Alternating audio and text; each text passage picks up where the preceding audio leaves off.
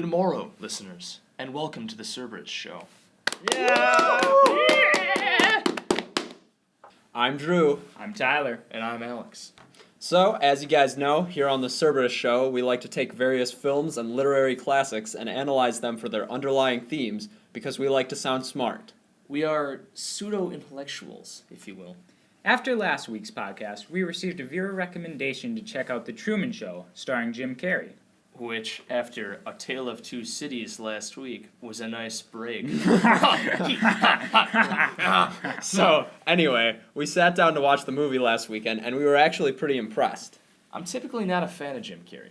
He's got this habit of convulsing and shouting nonsense words that I call Jim Carreying. It's just not funny. But in The Truman Show, I thought he played his role very well. In the movie, Carrey plays a man named Truman Burbank, who stars in a reality TV show of his life. However, he has no idea he's being filmed. Everyone in his life is an actor. His mom, his wife, his best friend, and the entire hometown is a set. As the movie progresses, Truman begins to realize some funny things going on in his life.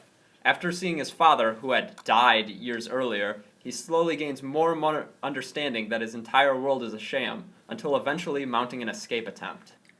We found the ending particularly interesting. After Truman sails away from the only home he's ever known, he runs into the edge of the set. He manages to find an exit door, but just before he leaves, the show's creator, Christoph, speaks to him over the loudspeaker. Why don't you guys have a listen to this? I can hear you.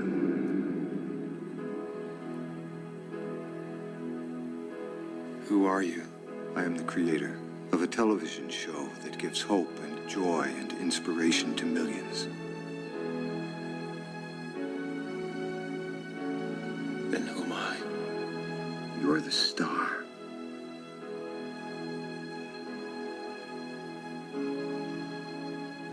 Was nothing real? You were real. That's what made you so good to watch. Listen to me, Truman.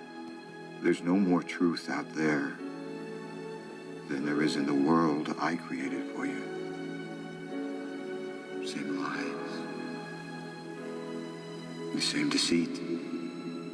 But in my world, you have nothing to fear.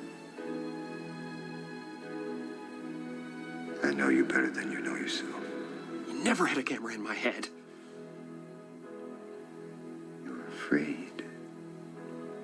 That's why you can't leave.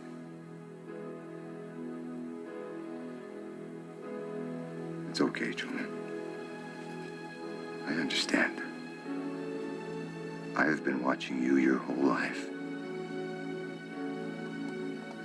I was watching when you were born. I was watching when you took your first step. I watched you on your first day of school. The episode when you lost your first tooth. You can't leave, Truman. We drew some interesting parallels from this.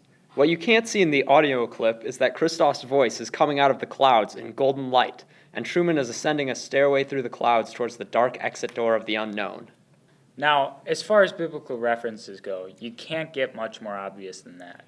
It's worth noting that Christoph's name is a fusion of the words Christ and of, and he is the creator of Truman's world. Truman's name is similar. It's a fusion of true and man. Now, it's up to your interpretation when you watch the movie, but we believe that some interesting themes can be drawn if you analyze the symbolism in the end and in the rest of the movie. Let's start with the director and creator of the show, Christoph. It's quite obvious that he represents God.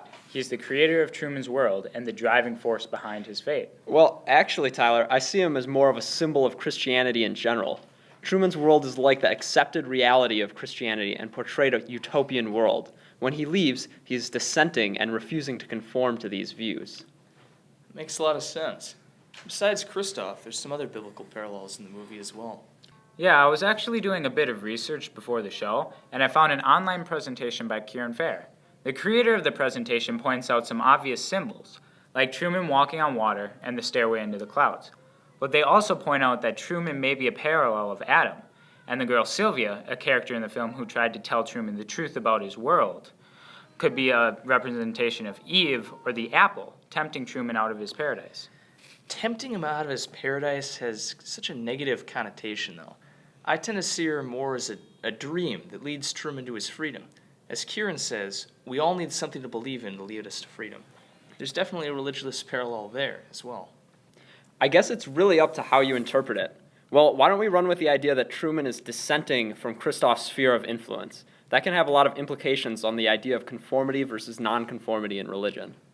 Well, if you look at it that way, the giant dome of Truman's set represents accepted reality, or in the context of religion, accepted belief. When Truman leaves the dome, it may represent him dissenting from his accepted religion, and with Christoph at the end, he is basically rejecting God. Is he really rejecting God, though? One can dissent without completely abandoning something. It might be more similar to how Martin Luther disagreed with and dissented against the Pope in the Catholic Church. The Bible itself even discourages conformity. Let me get out my pocket Bible quickly. I got it bookmarked.